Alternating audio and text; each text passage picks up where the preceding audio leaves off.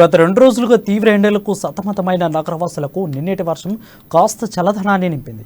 వచ్చే 24 గంటల్లో రాష్ట్రంలో 1-2 చోట్ల ఉరుములతో కూడిన వర్షం పడే అవకాశం ఉందని వాతావరణ శాఖ అధికారులు చెబుతున్నారు. ఆకాశం మేఘామృతమై అక్కడక్కడ తేలికపాటి జల్లులు పడే అవకాశం ఉందంటున్నారు.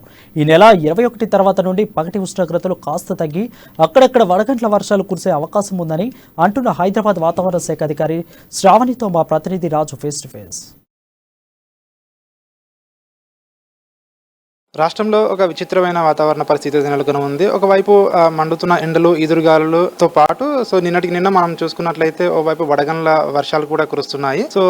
దీనికి సంబంధించి మరింత సమాచారం తెలుసుకునేందుకు మనం ఇక్కడ వాతావరణ శాఖ అధికారి శ్రావణి మేడం గారు ఉన్నారు. మేడం అడిగి మరిన్ని వివరాలు తెలుసుకుందాం. నమస్తే మేడం. మేడం, రాగల 24 గంటల్లో వాతావరణం ఏ విధంగా ఉండే అవకాశం ఉంది?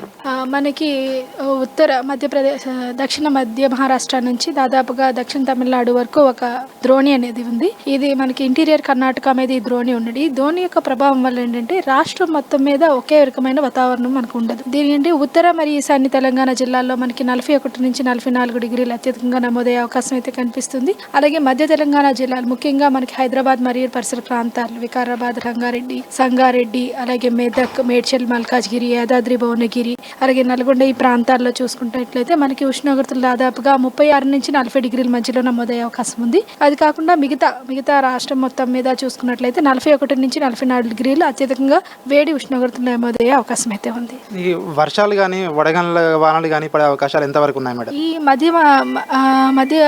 మధ్య తెలంగాణ జిల్లాలు ఏ విధంగా చెప్పిన జిల్లాల్లో మనకి 1-2 చోట్ల ఉరుములు మెరుపులతో కూడిన వర్షపాతం నమోదయ్యే అవకాశం ఉంది. అలాగే ఈదురుగాలులు కూడా గంటకి 30 నుంచి 40 కిలోమీటర్లు వీసే అవకాశం అవుతుంది వచ్చే 24 గంటల్లో. ఆ తర్వాత మనకి 48 గంటల్లో చూసుకున్నట్లయితే ఉత్తర ఈశాన్య తెలంగాణ జిల్లాల్లోని కొద్దిగా ఉష్ణోగ్రతలు 40 డిగ్రీల వరకు నమోదవుతూనే ఉరుములు మెరుపులతో కూడిన వర్షపాతం నమోదయ్యే అవకాశం ఉంది.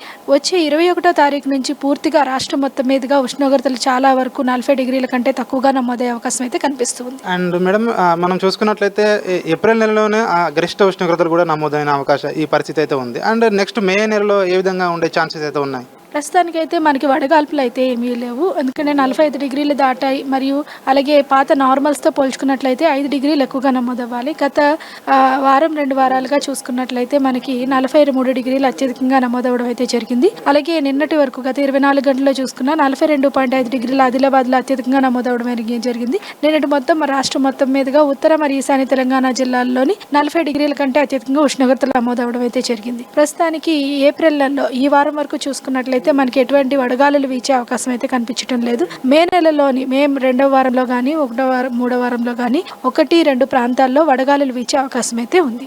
ఇది మనం చూస్తున్నాము. అయితే రాగల 24 గంటల నుంచి 48 గంటల వరకు కూడా వాతావరణం అయితే స్టేబుల్గా ఉంటుందని కూడా మేడం చెప్తున్నారు. వచ్చే 4 రోజుల నుంచి 5 రోజుల మధ్యలో వడగండ్ల వర్షం అయితే ఒకసారి పడే అవకాశం ఉందని కూడా మేడం చెప్తున్నారు.